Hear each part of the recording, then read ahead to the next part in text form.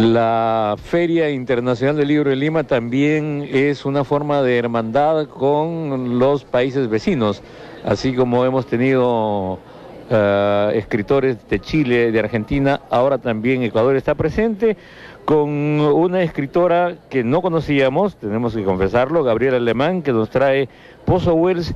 ¿Y qué otros libros tienes publicados? Buenas noches. Este es mi quinto libro. Tengo 3 libros de cuentos y una novela anterior que salió en Planeta. Y esta es en la editorial Esqueletra de Ecuador. ¿Cuál es tu temática principal? ¿Por dónde va tu literatura? ¿Cómo te expresas? Los primeros libros eran de literatura fantástica, básicamente. Pero esta es una sátira política que mezcla un poco el estilo de crónica periodística con novela policial, con ciencia ficción. Así que es una mezcla.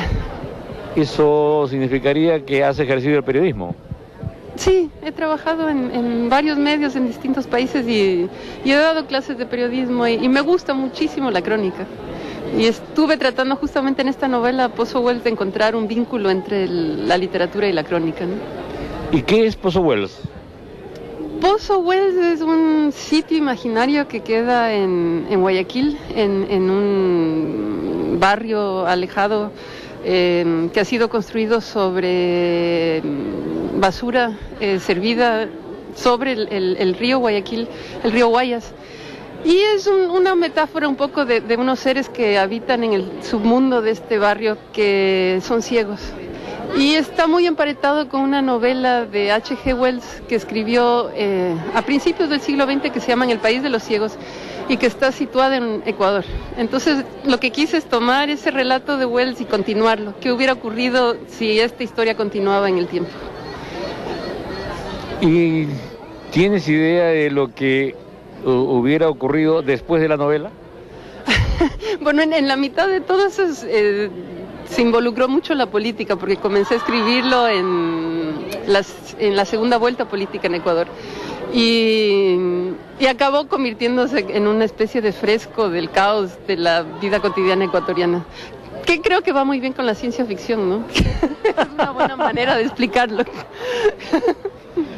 No hay otra manera de explicar nuestras debilidades por ese lado, ¿no? Creo que no, si uno no lo toma con humor no podría levantarse en la mañana, ¿no? Entonces me pareció que la ciencia ficción era un género muy interesante para trabajar la realidad y para tratar de entenderla, ¿no? Y que nunca se acaba de entender, pero algo se vislumbra.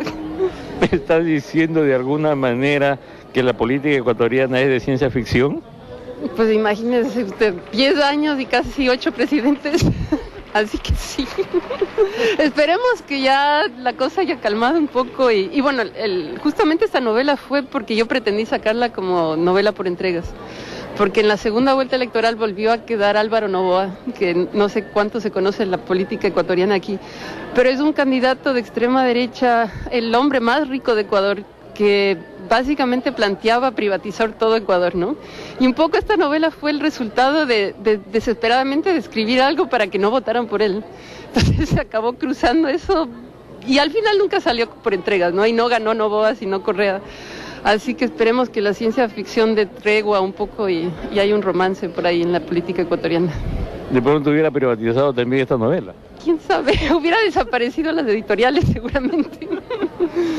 Así que ahora hay otro espacio, ¿no? Por primera vez se creó un Ministerio de Cultura en Ecuador, se creó un Consejo Nacional de Cine, hay un intento por armar una biblioteca nacional que no existe en Ecuador. Así que esperemos que haya mejores días para la cultura ahora.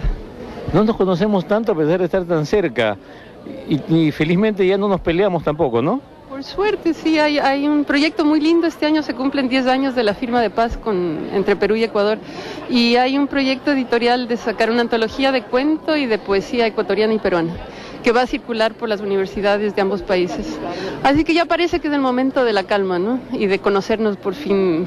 Porque en el campo cultural, Perú siempre ha estado muy presente en Ecuador, ¿no? Los grandes narradores de aquí, los pintores, la música peruana es algo muy sentido en Ecuador, ¿no? Y por suerte ya la política acompaña eso, ¿no? También a nosotros nos gustan mucho los pasillos, o sea que estamos a mano. Sí, con esos valses maravillosos. Y descubrí un grupo buenísimo el otro día justo aquí en la Feria Nova Lima, que ya me compré toda la música, así que voy a distribuirla por Ecuador.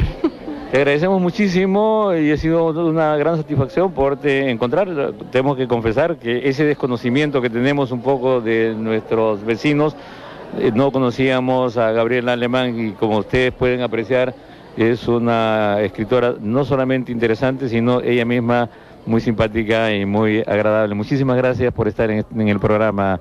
Muchísimos y muchos saludos a la gente y ojalá puedas encontrar eso que me has ofrecido, Romance de mi destino. Lo voy a buscar, así que se lo mando si lo encuentro. Gracias, muchas gracias.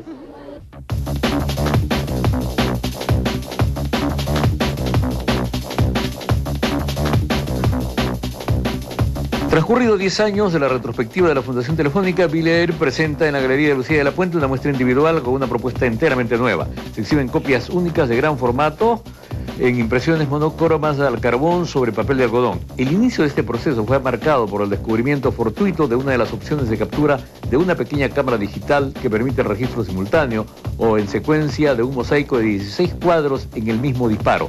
Este registro fija las variaciones en desplazamiento de un objeto o de la misma cámara frente a algo estático.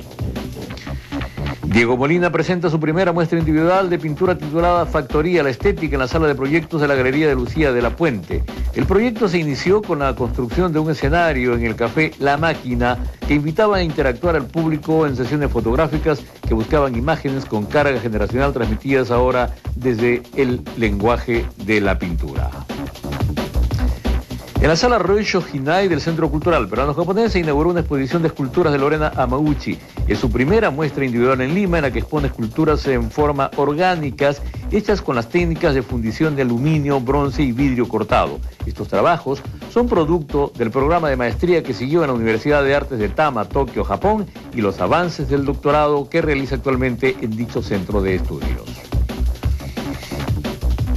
5 artistas egresados de la Escuela Nacional de Bellas Artes alternan el uso de herramientas tradicionales propias del dibujo, combinándolas con otras de reciente invención, como los materiales adhesivos, la proyección multimedia y el plotter, para intervenir la galería en su totalidad. A partir de la línea del grafismo propiamente dicho, Freddy López, Jack Caballero, Luis Val Sánchez, Eduardo Chinén y José Luis Carranza González examinan algunas patologías sexuales. La exposición retrospectiva Pasaporte para un artista 10 años se inauguró en las salas Luis Miro Quesada Garland y el Centro Cultural Ricardo Palma de la Municipalidad de Miraflores en un convenio de la Municipalidad con la Embajada de Francia. El concurso ha proporcionado una pauta como acontecimiento pionero dentro del desarrollo de la joven generación en el Perú en los últimos 10 años y ha funcionado como un laboratorio creativo, abriendo las compuertas de un espacio de libertad al considerar todo el espectro de las artes visuales para soportes y discursos contemporáneos. Como parte de las múltiples actividades que se realizan con ocasión del 20º Festival de Cine de Lima, en la Casa Museo O'Higgins del Jirón de la Unión 557, se inauguró la exposición Mario Vargas Llosa, La Libertad y la Vida. Espectacular muestra fotográfica que recorre la vida del escritor desde su niñez hasta los tiempos recientes de su madurez, convertido desde hace un buen rato en el escritor más importante del país.